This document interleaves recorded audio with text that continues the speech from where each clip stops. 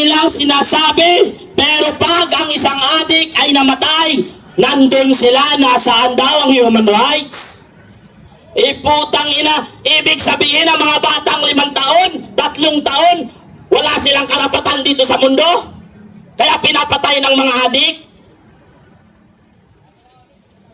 Kaya dapat naman talaga, lahat ng adik sa Pilipinas ay dapat patayin. Tama! Dahil wala silang kwenta sa mundong ibabaw na ito. Tama! Dahil ang mga paslit na walang kamuwang-muwang sa mundo ay ang kanilang tinitira. May ginagahasa, may pinapatay. Nasaan ngayon ang human rights? Nasaan ngayon sila Chel Jokno? Nasaan ngayon sila Renico? Dapat po sagutin nila ang ating panawagan. Ano ang masasabi nila doon sa 5 taong pinatay ng adik na ginulitan sa liig? Ano ang masasabi nila sa mga batang ginagahasa? Mayroon pa pong magulang niya mismo pinapatay niya dahil wala na sa katinuan ng pag-iisip ng mga putang inang adik na ito. Kaya dapat ang nararapat sa mga adik ay bitayin ng pabaliktad. I-firing squad, kasama sana lahat ng politikong magnanakaw. Isama lahat ng mga kongresista, isama ang iilang mga senador dito sa loob ng Senadong mga hudas na walang paninindigan para sa inang bayan. Sabi ni Senator Soto nung nakaraan, siya daw ay nakaranas ng pangaras dito sa labas, paglabas niya. Ang sagot ko naman kay Senator Tito Soto, kulang pa yan sa pagtaksil mo sa inang bayan. Tumanda ka na sa politika, pero wala kaming nakitang magandang ginawa mo bilang senador at bilang Senate President sa loob ng Senado.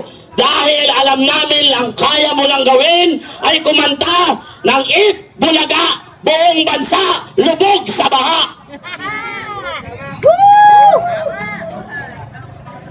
Kaya ako po, ganun na lang ang galit. Dahil kinakampihan ng mga politikong ito ang mga drug addict. Kinakampihan ng mga politikong ito ang kapwa nila politikong magnanakaw. Ano po ang dapat gawin sa isang politikong magnanakaw? Gayahin natin ang sa ibang bansa. Dapat ang mga yan i-firing squad. Dapat ang mga yan ay bibitayin ng buhay para matakot. Alam niyo po mga kababayan, makwento lang. Kahit ilang people power pa po ang gawin natin, kung walang politikong masasampulan sa harap ng ordinaryong Pilipino, ang mga politikong yan ay hindi matatakot, patuloy pa rin magnanakaw ang mga yan.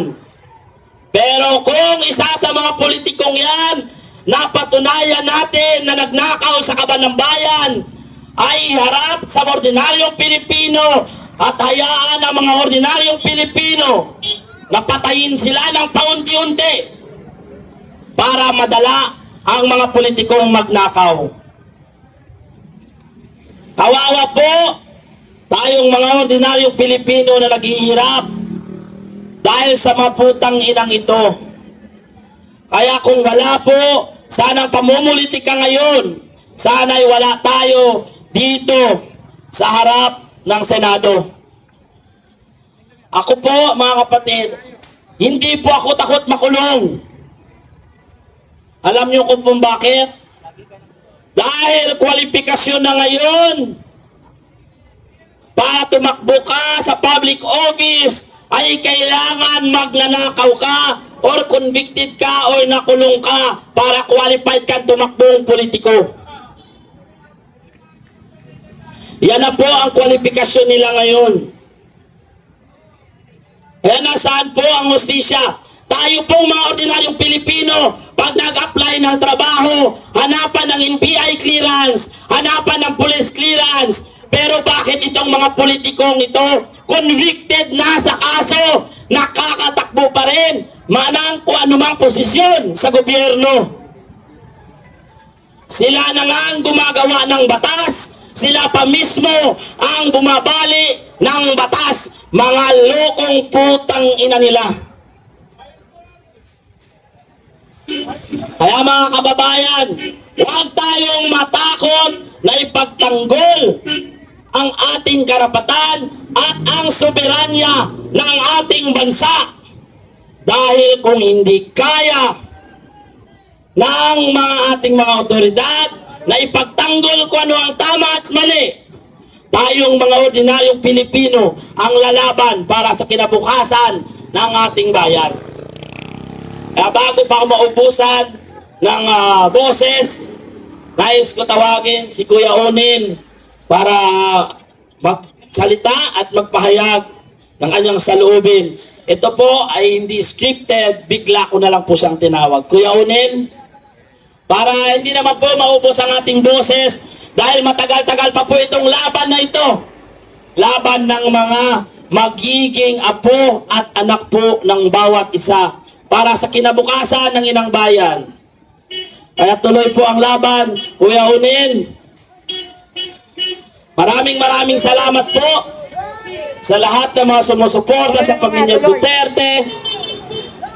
At alam naman po natin na ang pamilyang Duterte ay makamasa, makatao at higit sa lahat makabayan. Kaya patuloy po, maya-maya po, dadami po tayo. Kaya, okay, si Kuya Ray daw muna. Kuya Ray! Pasok! Kaya yung mga gusto po magsalita, lumapit lamang po dito para magpahayag ng kanilang saloobin. Ayan po, andito na po si Kuya Ray. Bye-bye. Magandang hapon po sa ating lahat.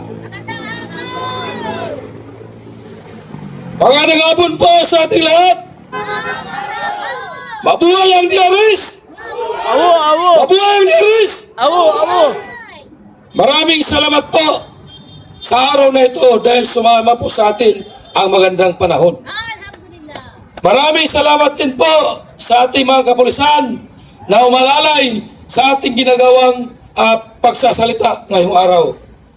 Kaya ang sabi ko po sa inyo sa mga kapulisan, huwag ho kayong mag-alala dahil ang samahan po namin ay hindi po ito tulad sa magkakaliwang grupo na nanggugulo. Kami po rito ay nagsasalita lamang upang ipahayag ang mga nangyayari sa ating bayan. Narito po kami upang suportahan. Number 1, ang aming Vice Presidente. Ayaw po namin na ma-impeach siya. Bakit po? Kasi siya na lang po ang natitirang pag-asa na mabago ang ating bansang Pilipinas. Kaya ang ating kalaban gumagawa ng mga paraan. Pilit i-impeach si Inday Sara na hindi naman nila kaya. Pilit i-impeach ang isang tao na kumbaga gumagawa lang po sila ng sarswila, mga kwento na ikasisira sa ating presidente. Hang hindi nila alam sa kanilang araw-araw na paninira, lalong umangat si Inday Vice President Sara Duterte. Pangalawa, sabi nila, si Senator Bato nasa loob na ng Senado. Bakit daw umalis, tumakas si Senator Bato? Hindi po siya tumakas. Yan po ang totoo. Unang-una, bakit ko sinasabing hindi siya tumakas? Dahil wala naman siyang kaso sa ating bansa. Tama hindi? Kaya, sabi ko, ang bato ay hindi kayang tibagin. Lalo na tayong mga taong bayan, tayo yung mga bato na nasa likod ni Senator Bato de la Rosa. Noong March 2025, nangyari po ang pagkidnap kay Tatay Digong. Noong panahon na yan, ang mamamayan ay hindi handa upang protektahan si PRRD. Kaya nga itong panahon na to, dahil meron nang nangyari noon, meron na tayong aral. Kaya nung dumating dito, nanawagan si Senator Bato ng proteksyon para sa pamamayan. Kami, tumakbo rito upang paligiran ang kampo ng Senado. Kasi ayaw na po namin maulit muli ang ginawa nila kay Tatay Digong. Kaya tayo mga kababayan, lagi po tayong magmatiyag. Hindi lang sa baligid. Magmatiyag tayo oras-oras. Kami, sa grupo ko sa DRS, sa totoo lang, grabe na po ang ginagawa namin pakipaglaban. Mahigit 1 buwan na po kami nagsasalita, nag-iingay sa harap ng Korte Suprema. Araw-araw po yan. Noong nagarang Lunes, noong panahon noong May 11, nandun tayo sa House of Representatives para suportahan, bantayan ang mga kongresista na bumuto pabor sa impeachment. Sabi nila, bakit si Sara hindi daw dumalo sa ipinatawag na hearing sa Justice Committee? Tama lang ginagawa ni Vice President na hindi nagpunta. Alam niyo kung bakit? Walang karapatan ang Kongreso, ang Justice Committee, maglitis ng impeachment trial. Ang Senado lang ang pwede. Kaya ang ginagawa nila na kailangan dadalo si Vice President Sara para manghuli ng ebidensya. Sa diretsong sabi, fishing expedition. Diba? Tama mo ba? Nakinig ba kayo? Sisigaw tayo! Mabuhay DRS! Mabuhay Masada! Mabuhay Masada! Ngayon, lahat tayong mamamayan ay pinapayagang magsalita. Kasi bawat isa sa atin ay makanya-kanyang hinaing sa buhay. May kanya-kanyang history sa buhay. Sabi nga nila, marami daw nagmamahal kay BBM. Tama ba? Para sa akin, maraming nagmamahal kay BBM. Ano? Nang dahil kay BBM, dumoble ang presyo ng gasolina, ng diesel, ng bilihin.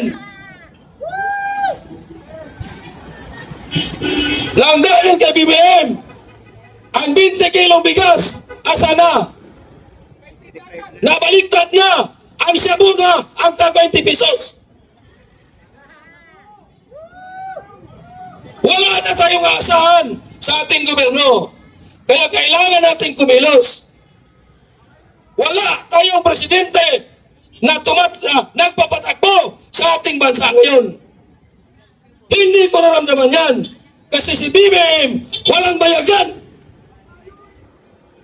Walang isang salita. Hindi marunong magdesisyon.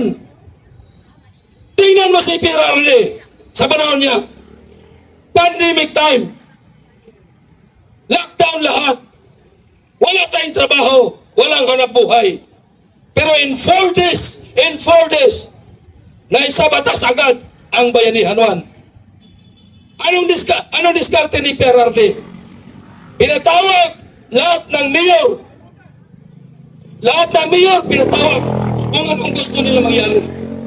Pagdating ng alas 10 ng gabi, may batas na dapat mamigay tayo ng ayuda. Ngayon, balikan natin ang pangyayari noong panahon ni PRRD. Nung hindi ba si PRRD ang presidente? Mga kapulisan, mga sundalo, mga mayor, congressman, involved sa droga, involved sa smuggling, involved sa kidnapper. Pero nung si Tatay Digong ang namumuno, maliban sa dublado ang kanyang sahod, lahat ng mga duguruista, tumigil yan. Lahat ng kongresista magnanakaw, tumigil yan. Sa mga tuwid, kailangan natin ng mamuno ng presidente na may kamay na bagal. Kaya kailangan natin si Inday Sara na mayroong tapang at malasakit. Noong panahon ni PRRD, ang mga kongresista, ang mga senador, takot na takot magnakaw yan. Kasi pag sinabi ni President Duterte na patayin kita talaga. Diba? Para sa akin, kung patayin man ako, kung adik ako, okay lang. Ikaw, adik ka, ilang bisis ka pinuntahan sa bahay, itukhang ka, na magbago ka na, pero hindi mo sinunod. Anong nangyari sa'yo? Bulagta ka. In short, para umusad ang ating gobyerno, umasinso ang Pilipinas, kung anong batas na pinapatupad na sa tingin natin ay tama, dapat sundin po natin. Di ba? Ngayon, nang dahil sa drugs, maraming minor de edad na namatay. Di ba? Yan ang ginawa nila para kay Tatay Digong na dinala sa ICC. Kasi nga daw, minor de edad. Ngayon, minor de edad, ang mga adik na napatay ng pulis, ginawa pang santo ng mga senador dyan na makagaliwa. Ginawan pa ng rebulto. Asa na ustisya dyan? Pero ang mga pulis na namatay, nasaan ang human rights? Ang mga bata na namatay, nasaan ang human rights? Tahimik sila. Kaya, hindi na po tama. Kailangan nating palitan ang ating presidente. Kailangan na namin, Mr. President, bumaba ka na sa iyong pwesto. Mag-resign ka na. BBM resign! BBM resign! Bumaba ka na, please. Kasi, kung ipagpatuloy mo dyan, ipagpatuloy mo hanggang matapos sa iyong termino, baka sa sunod na taon, ang Pilipinas, numero 1 ng kurap sa Asian country. Ngayon, number 3 ba tayo? Next year, number 2. Pagdating ng 2020, number 1 kurap na ang Pilipinas. Pastilan, kaluoy na itong tanan.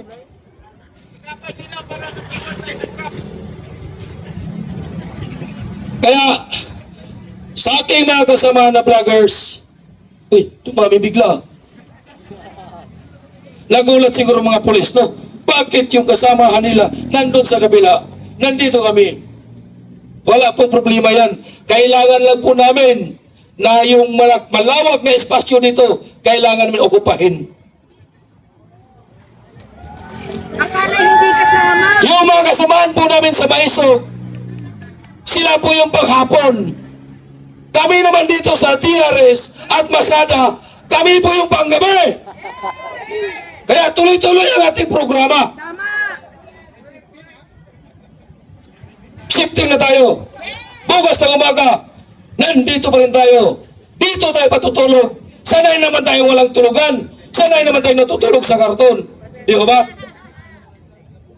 Kaya, kung ang puso mo talaga ay tumulong sa iyong kapwa, ang puso mo ay suportahan ang ating gobyerno, hindi natin maramdaman ang pagod. Ako, sa aking sarili, sa totoo lang, mas marami pa yung oras ko dito sa aming samahan sa DRS kumpara sa aking pamilya. Ako po isang inatay. Alam niyo anong ibig sabihin na inatay? Ako po ay isang ina at tatay pa. Pero hindi ko ba inagalan yan? Kasi ang pagpunta ko rito, walang nagpupumilit. Kagustuhan ko ito. Dahil gusto kong ipahayag sa buong bansa ang aking hinaing sa ating pisting gobyerno na yan. Kaya, para sa Diyos, para sa kapwa, at para sa bayan, mabuhay po tayong lahat. Mabuhay ni Ares! Mabuhay ni Ares! Maraming salamat po, kapatid. No, so, bago ko po tatawagin yung next speaker natin, napansin ko yung ibang vlogger, parang pumunta doon kay King. Hindi ba kayo naimbitahan? Parang late kayo sa balita. So, nakita mo sumakay sa pick-up ni Doc?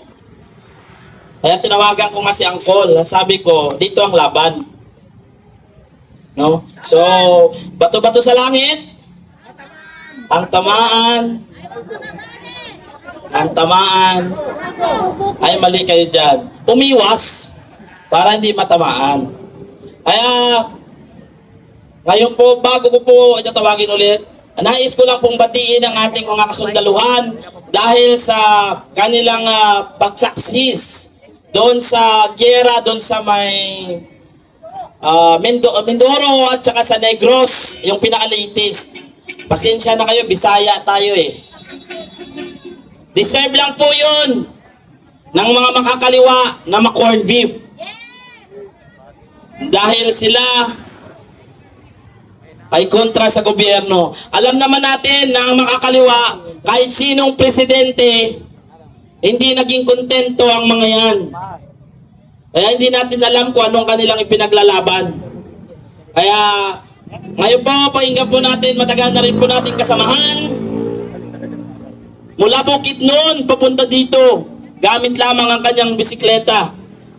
Kaya ngayon, nasaan ka na? Sikat! Sikat! Pilipinas! Wala ba tayong mga kamay dyan? Okay. Mayong hapon sa tanan, mga Bisaya. Magandang hapon po sa mga Tagalog, sa mga hindi nakaintindi ng Bisaya. Mayong hapon sa tanan, sa mga kaiksunan natong mga taga Mindanao, labi na sa mga taga Bukidnon. Ako po si Nel G. de la Cruz Matunding, ang nag-iisang sikat Pilipinas from Don Carlos, Bukidnon. Nagmula po ako sa Bukidnon noong January 2023. At January 5, 2023, nag-umpisa po ang paglalakbay ng isang sikat, 3 ang gulong. Pero hindi po balakid ang isang kinakalawang na bisikleta. Ikutin ang Pilipinas para makita ang kaganapan. Hindi lang sa kalagayan ng mga senior citizen, pati na rin sa mga kalsadang aking dinaanan. Sobrang lubak. Grabe talaga ang kurap. Sobra. Nabuslot na siguro ilang bulsa. Sama kabulsot sa mga dalan nga akong giagian. Sa akong kadugay sa paglibot sa Pilipinas ug sa akong kadugay nga pag-standby diri sa Maynila, aking nakita po ang sitwasyon at kalagayan ng mga nakakatandang nasa laylayan na mas priority sana na pagsilbihan. Ang nangyayari sa ating bansang Pilipinas ngayon, mas lalo nilang ginigipit ang taong nagsisilbi ng tapat at sincero sa kaniyang pagserbisyo. Ito po ang taong hindi namimili. Tinatanggap niya po ang mayaman, mahirap, kagaya ko, na nakabisikleta lang.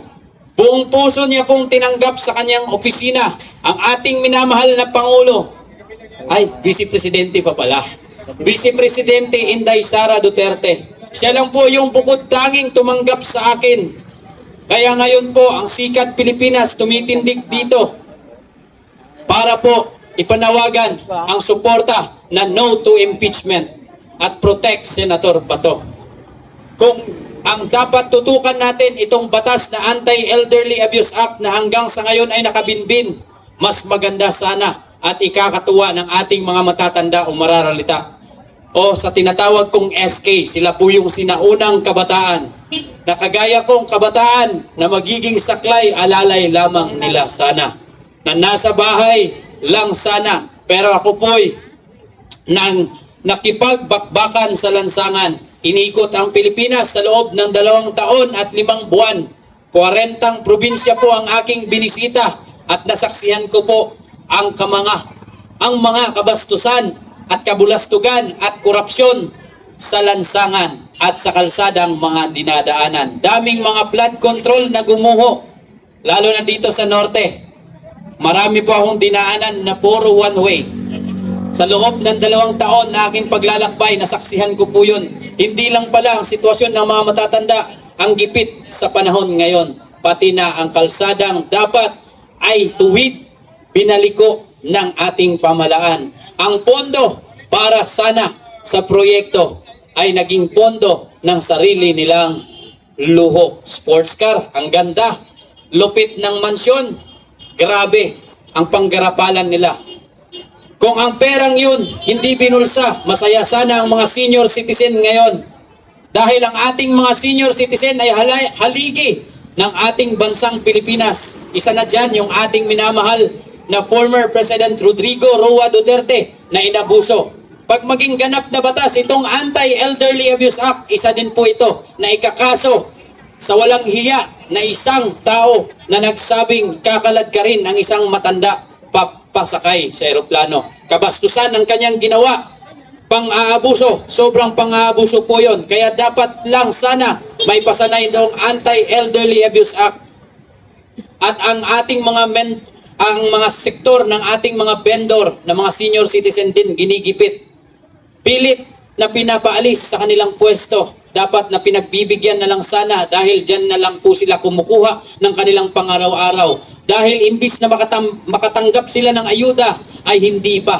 Kasi ang mga ayudang natatanggap nila dapat ay para sa kanila ay napupunta sa mga tambay na ang mga tambay na yon ay ina-addict lang ang mga ayudang kanilang tinatanggap. Kaya ako po ngayon bilang isang kabataan tumatayo at sumisikat dito sa Senado. Mag-iisang taon na din po akong nananatili dito. June 5, 2025 po, nag-stop ang aking paglalakbay. Nanatili po ako dito sa Maynila para patuloy pong suportahan ang Senado at siyempre ang ating minamahal na Vice Presidente sa kanyang pagserbisyong totoo, serbisyong sincero, serbisyong 24. Walang kinikilingan, wala siyang pinipili, mayaman man o mahirap. Bukas ang kanyang opisina sa lahat. Ang ating minamahal na Vice Presidente ay ating ipaglaban, protektahan natin at ibasura sana ng Senado ang itong impeachment na ito. No to impeachment, protect Senator Bato. Maraming salamat po dito sa Masada at maraming salamat po sa DRS at kay Yosek Bineto, Ranke Bineto at kay Tatay Rani. Maraming salamat din po sa kanila sa pagpaparada sa aking bisikleta noong panahon po na ako'y pumunta sa QC. At syempre, sa ating minamahal din po na Wellness Pilipinas, naturukan po ako ng kanyang acupuncture. So nahimasmasan po yung aking pagod sa aking paglalakbay. So yung aking bisikleta nakaparada po nung nakaraan doon sa parada sa pwesto po ng Action Center ni Tatay Rani. At kay Yosek Ranke Bineto, maraming salamat din po sa kanya nung time na nasa Davao City po ako. Hindi niya po ako pinabayaan. Maraming salamat po sa Masada at sa DRS. At syempre, mabuhay ang ating minamahal na Pangulong Duterte. At mabuhay ang ating Vice Presidente at protect Senator Bato. No to impeachment. Mabuhay ang Pilipinas. Sikat! Maraming salamat po, Sikat Pilipinas. Ngayon naman, ang aking tatawagin ay isang babae na matagal na rin natin kasama sa EDSA pa lang. Walang iba o hindi si Masada, si Ate Saira. Wala ba tayong mga kamay dyan?